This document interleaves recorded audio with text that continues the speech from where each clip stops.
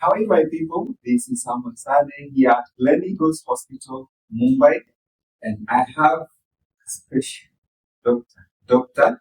Sonam Tiwari, a gynecologist. Yes. Can you, doctor, say hi to people? Hello, everyone. So, I'm Dr. Sonam Tiwari. I'm a senior consultant associated with Gleneagles Hospital in Parel. I am a gynecologist. I specially deal with advanced laparoscopy and robotic surgeries. So these kind of advanced surgeries comes in picture when a woman especially is dealing with diseases like multiple fibroids or endometriosis, or even looking at cancers like the cervical cancer, ovarian cancer, or endometrial, that means the uterine cancers too. When we look at laparoscopy or robotic surgery, we basically not looking at how the new advances are helping us. We are looking at why are these needed by us doctors, because it is to give a better output to the patient, especially when we're talking about robotic surgery. When it comes to infertility or fertility sparing surgeries, these are surgeries which require minimum, and the manipulation that we require in the pelvic cavity is so small that it is easier to achieve through robotic surgery, like tubal recannulations and things like that. So, I'm excited that I'll be able to provide all of that here at Gleneagles. We also deal with high-risk surgeries, high-risk obstetrics for that matter, and surgeries that are referred to us. I basically have a lot of patients who come to me who are referred from multiple doctors when they do not have a minimal approach, or they are advised open surgeries for that matter. These are the patients that we look at and, ultimately provide holistic approach to them. What are the common diseases that you have encountered in this field of gynecology? So the common, I always look at my patients where patients require some medical management, or a patient who requires surgical management. But when we look at surgery per se, it is never going to be like, oh, I'm going to do the surgery and you're going to walk back home. It is always looked at medical followed by surgical, especially cases like PCOD, or where patients are not able to get pregnant because of fertility issues regarding PCOD, or endometriosis, where patients come with very bad, severe dysmenorrhea or abnormal uterine bleeding, where they have a lot of bleeding, or if they start bleeding, the bleeding doesn't stop, leading to anemia. Especially these are cases also where there are multiple fibroids, where uterus has, many 3 centimeter, 4 centimeter, 6 centimeter fibroid. Or sometimes a uterus has maybe supposedly only one fibroid, but the location of that fibroid is so tricky that it requires to come out. So these are patients that I usually see in my OPDs. Also, we have a lot of oncology cases where we look at the patients if there are cervical cancers, or uterine cancers, or for that matter, ovarian cancers too. Mm-hmm. And what about this issue of fibroids? Can they prevent pregnancy? Yes. So fibroids, we have to understand that what are basically fibroids? They are space occupying lesions in the uterus. So a uterus is supposed to be a hollow organ, maybe around 7 to 8 centimeter volume. Okay, but if I put like a 3 or a 4 centimeter, space occupying lesion in that uterus is going to have blood flow which is going to be hampered. Now this, depending on the place where the fibroid can be inside the cavity, it can be in the muscle of the uterus, or it can be outside the uterus but still attached. Depending on the place that it is, it interferes with the pregnancy, because ultimately we have to understand the placenta comes and attaches inside the endometrium of the uterus. And if there is something that is already occupying that space, how do we, supply the baby? So these are the places where the uterus usually is compromised, and that is why it can interfere with being pregnant. Oh, which other causes of infertility? So when we look at infertility, I usually divide it in different ways because a uterus or a female reproductive system is made up of multiple organs. It is not one system as such. It starts from the vagina, then there's a cervix, and there's a uterus. The uterus has the endometrium, then there's tubes, and ultimately in the sides there are ovaries. So ideally, in every cycle, the ovary is supposed to release the eggs, and these eggs are to be caught by the tubes.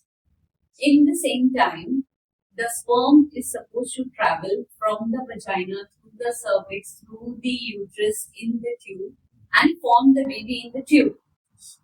Then, maybe around the 5th day after this embryo is formed, it swims back and comes to the cavity and attaches them. So what I'm trying to say is that every part of this system is important. So, but most likely what we look at is the ovaries that are involved with infertility most commonly, and then comes the uterus and the tubes. The tubes get involved when you have lots of vaginal discharge, where patients think that it's just white vaginal discharge. But if it is not treated, where would it go? It will travel up to the uterus or the tubes, and then involve this, and ultimately then it becomes a part of reasons for infertility.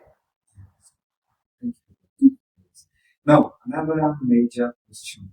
I have got so many women complaining of irregular periods and so much bleeding. How do you treat this condition? So, basically, we have to understand that whenever there is bleeding associated with the uterus, there can be two reasons for it. It can either be the hormones, or it can be the anatomy, that is the uterus in itself. But so if the hormones are involved, when we get to know that through investigations, blood tests, and all of that, if the hormones are involved, then we can balance the hormones and give medical management and see. But if it's a uterus that's involved, then we usually want to look at the uterus from inside. So whatever imaging we do, even if we do a sonography or we do an MRI, I always tell my patients that it's always going to be different, because if I show you my picture and tell you that, oh, this is Dr. Sonam and this is her personality, but you are going to have a different version of me when you actually see me and talk to me. That's exactly what happens when I put a camera inside, because then I get to see it through my own eyes. So that is what is called hysteroscopy. So we do a hysteroscopy, basically treat the endometrium, and maybe end up with a myelina, depending on what condition it is. If it requires a hysterectomy or if the ovaries are involved, the treatment is planned accordingly. Yes. You have treated cancer patients from Samuel Sane. Yeah. Which are these common cancers that you have encountered? So, especially in this present scenario, there are a lot of patients who come with ovarian cancer or also endometrial cancer. A lot of times I have seen that endometrial cancer, ovarian cancer usually has a family history, but we have to understand that 70% of the women who come with symptoms of cancer have family history. What about these 30% who don't? So it is not that only when you have family history you will present with a cancer. There are possibilities that if you've got multiple births, or if you've been on hormonal treatment, or if you've been having abnormal bleeding, or especially if your bleeding starts after you attain menopause, then there are higher chances that these could be precancerous or leading to cancer. And how do you recognize this kind of? So there are multiple ways. Supposedly, when we're talking about cervical cancer, we have a screening test where we do pap smears associated with cervix. So it's called liquid phase cytology, and we also do an HPV DNA testing, because HPV being the most most common cause of cervical cancer. Then otherwise for the ovarian cancer or the ovarian cancer, basically sonography and MRI is something that has to be done. But I genuinely think if you do your annual health checkups, you always keep a check on what is happening in the abdomen and the pelvis, so we are able to catch it at an earlier stage. For endometrial cancers, there are only two ways to go about it, because it is either if it's picked up by the imaging that it shows like the endometrium is very thick and then it's different thing. Otherwise, a biopsy is needed. Yeah. So the idea that this is Absolutely. Okay. Absolutely. Okay. Let's have another disturbing question. We have this method of family planning. Yeah. Kindly advising this and the side effect of this kind of contraceptives. So, again, family planning can be both medical and surgically done. Okay, when we talk about medical ways of family planning methods, we usually come across contraceptive pills which are to be taken over a longer period of time, or then there are properties that are available, and newer generation intrauterine devices like Mirena is also available. Now, they do not have a lot of side effects as such, because it's not like one blanket therapy for everybody, because my way of contraception can be different from my neighbors or my friends. It also depends on what you are, your weight, how many children you have, what is it that you want to achieve, if it's just interval or long-term thing. So I genuinely believe and I advocate this to my patients that you should always have a consult with your doctor before you pick up different versions, or what suits you is important, because then there are also patches, contraceptive patches that are available.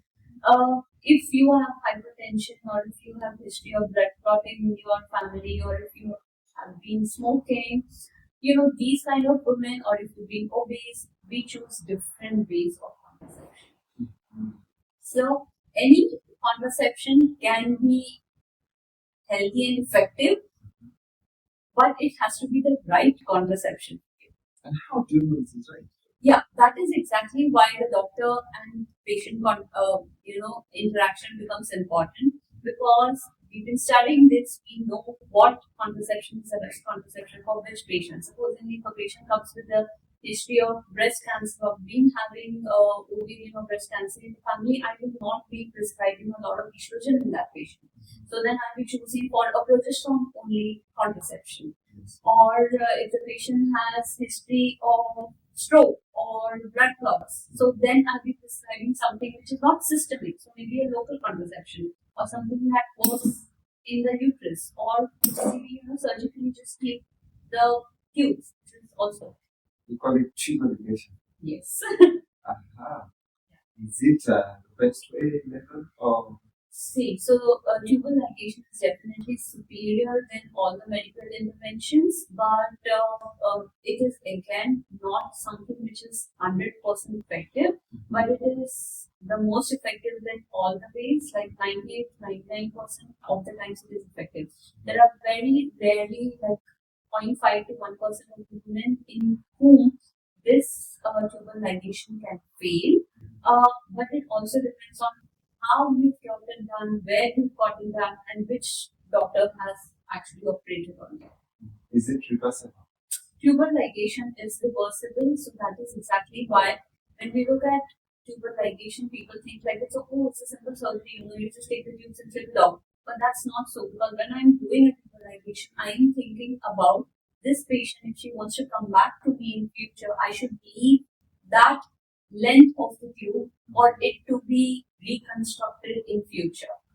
So it is every time that you do a surgery, you are not just doing the surgery for that span of time. You have to plan the future of the patient. So tubal ligation is a simple surgery, but reconstructing the ligated tube is a difficult procedure, which primarily lies in the ligation, based surgery. Is it minimally invasive? It is minimally invasive. The best results are definitely through robot, but laparoscopically also we can achieve 60 to 70% of the times if patients are able to achieve pregnancy after tubal recanalization. Okay, doctor, tell us the best method of family. I would definitely say that the surgical method is better than a medical, because in a medical method, compliance of the patient also matters. If you skip the pills, or if you are allergic, or if you fall in the system thing, so tubal ligation, according to me, is a definitive method. Then it also comes to two other ways, because a female can undergo a tubal ligation while she's completed surgery, or she's does not want to undergo surgery. We also do male vasectomy, which is also minimally invasive, which is like a daycare surgery. The patient can go home. When a patient or a couple comes to us, we give them a cooperative approach where they put all these on the table and let the couple in together decide what is they feel is right for them. Doctor, I want to ask a simple question that always comes to my mind and gives me stress something. I've heard of gynecologists can advise on how to get a boy pregnant. No, Is it true? No, it is not. So we cannot, nobody can advise you on which is a way to actually get a boy or a girl child. And I think that is something that we should actually be doing. But see, when we look at a boy child or a girl child, it is not something that the female does alone. Because when we look at the boy is made up of, the male is made up of X and Y gene, and the girl is made up of W genes. But the X or the Y of either child comes from the father. So the father decides, the father decides. If the father decides to give a X gene and the mother has an X gene, a girl baby is born. If the father decides to give a Y gene and the mother has an X gene, so an XY male baby is born. So it is never a female's, it is not in the hands of the females to decide that, if she gives a boy or a female or a girl child. So, and there is not a way to actually find out, or not find out, to even decide that if we do this, we end up getting a male child. You see why I'm asking this? Because, in animal husbandry, we have sexed female. Yeah. So it can be detected, or even can be tested, which sex is that. So, see, so I wouldn't say that you cannot test. But how to form an embryo is not in your hands. Even when we do an IVF or an HC, we take the sperm, we take the egg, and we let them fertilize. But we cannot decide that this embryo is going to be a female embryo, or this embryo is going to be a male embryo. But there are a lot of times when the patient is going through some genetic disorder, and we do not want this disorder to be transmitted or run down to the baby. At those times, we do something called genetic testing, where we can do biopsies of these embryos and then see if there is anything wrong with the DNA of that embryo or not. In some situations, some diseases are mostly seen in the males, and some are mostly seen in the females. So during that time, you can try and see if this embryo is a boy or a girl, not to actually know the gender of the child, but to understand if this disease is present in this embryo or not. But most of the times, it is not, exposed, unless and until this is something where we're looking at genetic disorders. Wow. Yeah. Exactly. Doctor, I want you to talk to women who have no kids. They have no children. They are unable to give birth. advise them how to treat this condition? So that, I, when it comes to women, I always have a holistic approach to women in general, because I genuinely think that any condition that we have has to be dealt both emotionally, mentally, and physically. So there are a lot of women who come to me because they are not able to conceive. But then there are versions of these women who actually want to conceive. Then we go down to understand that why are they not able? Because there are unexplained infertility. 20% of the times when a couple is not able to conceive, 20% of the time it could just be unexplained, where everything is right. The reports are right, your sonographies are right, your semen analysis is good, but you're still not able to conceive. And 20% of the time, they happen to be that. But the other 80% who are not able to, we can find out what is wrong. But then there are women who actually do not want to conceive. They think that, okay, me not having a kid is okay. I'm not talking about women who actively don't want to conceive even if everything is right. But then there are women who have given up after doing everything, and now they are so emotionally tired that they do not want to undergo that process. And I think at any point of time, it is never a woman or a man alone's job. It's always a couple who has to come together and decide that where are they exactly standing and how far they can go achieve it, because how important it is. Because I don't think that a child is going to decide if you are a good couple or if you're a good father or a good mother or good parent or not. That is in your genes. But you have to understand and come together that it is going to be emotionally turbulent, it is going to be physically demanding. And if you want to go through it, then we are there to hold your hands, because nothing is impossible. But that maturity and that readiness to go through the journey is important. Wow, it's very good encouragement. Now, Dr. Habado, what is this? So there are two ways when we talk about this infertility women. As I said to you, that there are ways where it is called artificial reproductive techniques. There are two ways to go about it. One is called IUI and the other is called IVF. So IUI is basically we give some medicines to the mother so that the eggs mature, and right before ovulation, we take the semen and the sperm and those samples and insert it in the uterus. Yes. This is like we just making the condition right enough and favorable for the fertilization to happen. Okay, but IVF is something where we basically give some injections to the mother, let the eggs grow in multiples, and then we take those eggs out under anesthesia. Now, this is a daycare procedure. The patient does not have to be admitted for days for this. So we take this eggs out and we put it in the lab. In the lab, we take the semen or the sperm sample and we try to do what nature does in the tube. So we try to bring the eggs and the sperm together and form an embryo in the lab.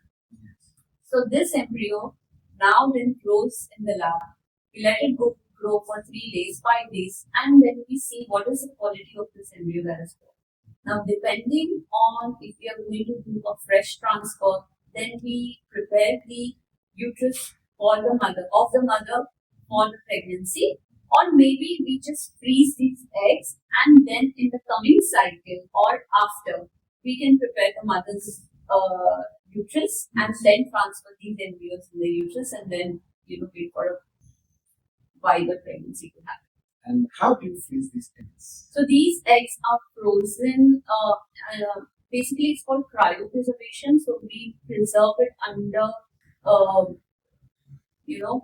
minus degrees in the nitrogen. So these are kept safe, and they basically crystallize. It's how we preserve something in the fridge. So that's how they're kept inside. Yeah.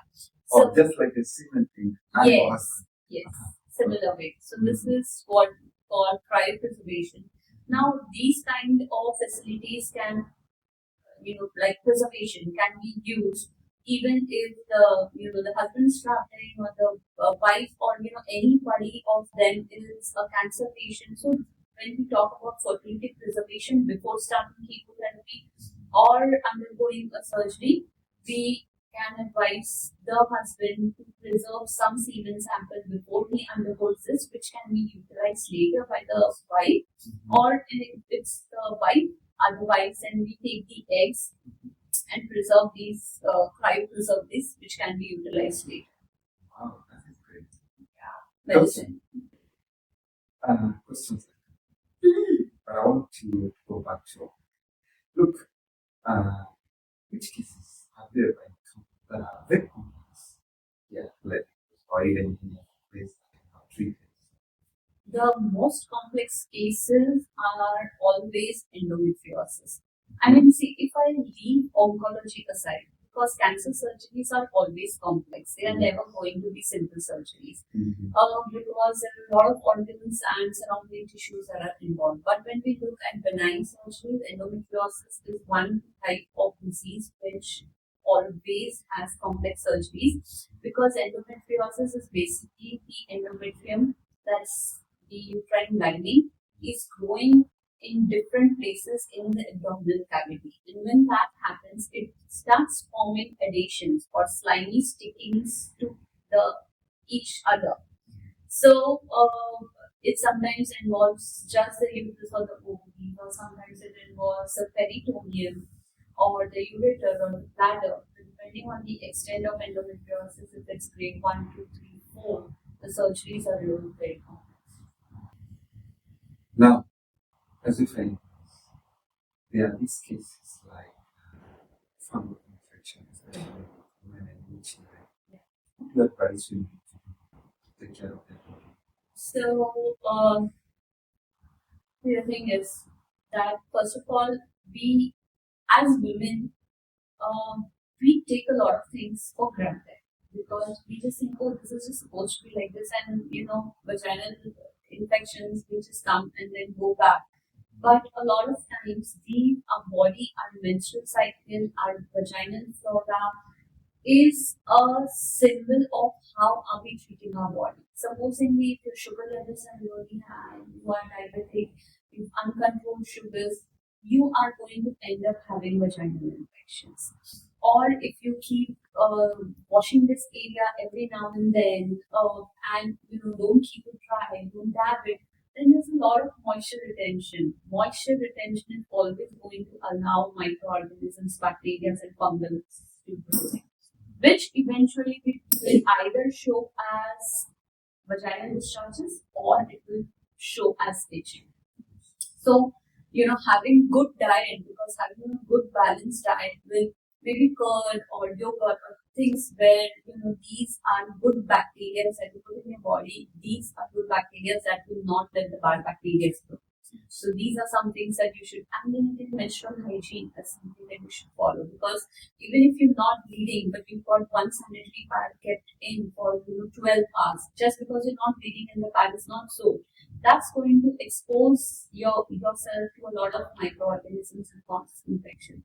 So changing your pads every 6 hours, or maybe if you're not bleeding too much, then use a panty liner, but still change it.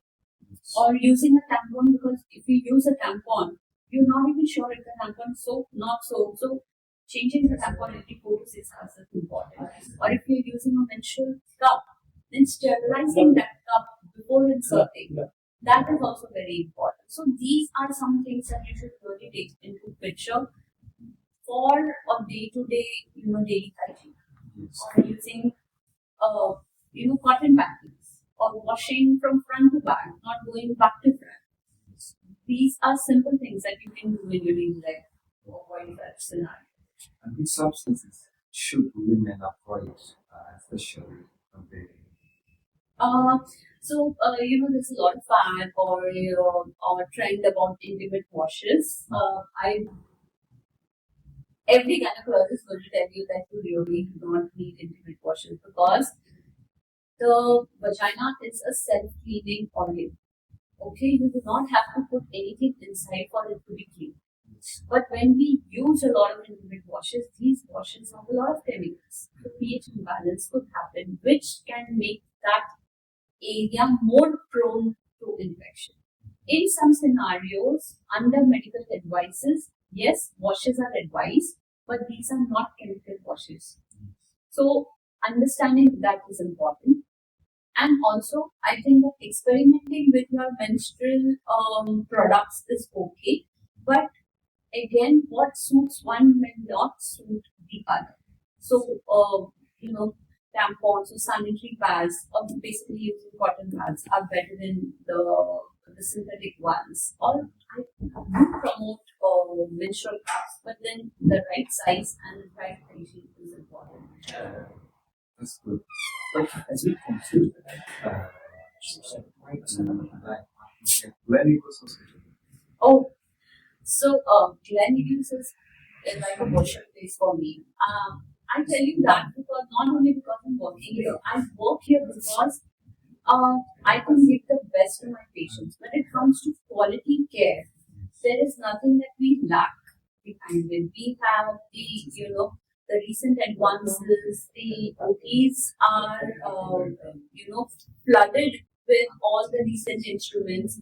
Our approach to every disease is with a mindset that involves studies that have been done over ages and something which is coming up. Like we also do cosmetic gynecology here.